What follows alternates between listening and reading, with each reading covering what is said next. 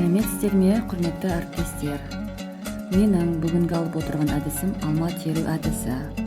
Бұл әдісті математикада да, ана тілінде де пайдалануға болады.